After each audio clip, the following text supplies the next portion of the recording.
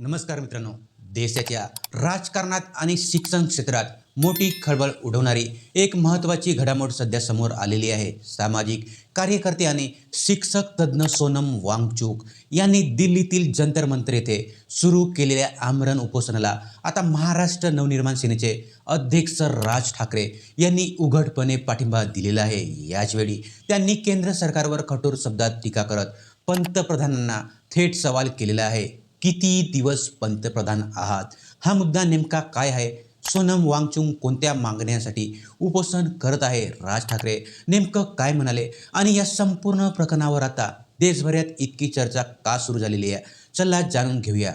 नमस्कार मित्रांनो, मी गंगाधर तितिरमारे. सोनम वांगचुक हे देशातील प्रसिद्ध शिक्षण तज्ज्ञ, अभियंता आणि सामाजिक कार्यकर्ते म्हणून ओळखले जातात. शिक्षण क्षेत्रात त्यांनी केलेल्या कामामुळे त्यांना मोठी ओळख निर्माण झालेली आहे. सध्या ते नवी दिल्लीतील जंतर मंतर येथे बेमुदत आमरण उपोषण करत आहेत. त्यांच्या उपोषणाला आज 20वा दिवस असून सातत्याने उपोषणामुळे त्यांची प्रकृती खालावत असल्याची माहिती समोर येत आहे. डॉक्टर त्यांच्या प्रकृतीवर लक्ष ठेवून आहेत, तर अनेक सामाजिक कार्यकर्ते आणि नागरिकांनी त्यांच्या तब्येतीबद्दल चिंता व्यक्त केलेली आहे. मात्र हा केवळ एका व्यक्तीच्या उपोषणाचा विषय नाही. या आंदोलनामागे देशातील लाखो विद्यार्थ्यांच्या भवितव्याचा प्रश्न असल्याचे सोनम वांगचुक यांचे म्हणणे आहे. त्यांच्या आंदोलनातील प्रमुख मागण्या म्हणजे पेपरफुटीच्या घटनांवर कठोर कारवाई, शैक्षणिक घोटाळ्यांची निष्पक्ष चौकशी व्हावी आणि केंद्रीय शिक्षण मंत्र्यांनी नैतिक जबाबदारी स्वीकारून राजीनामा द्यावा.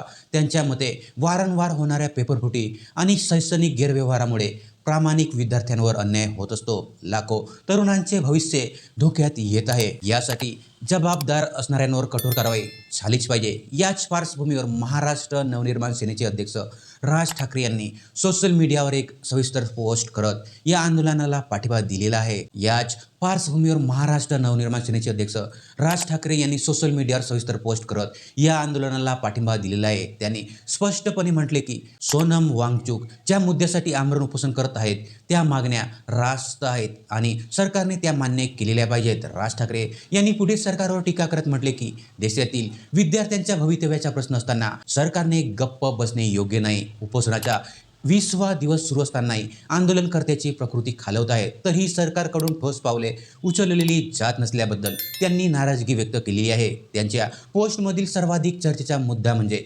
पंतप्रधानांना विचारलेला सवाल. त्यांनी विचारले की किती दिवस पंतप्रधान आहात? देशातील इतक्या महत्त्वाच्या प्रश्नाकडे दुर्लक्ष का?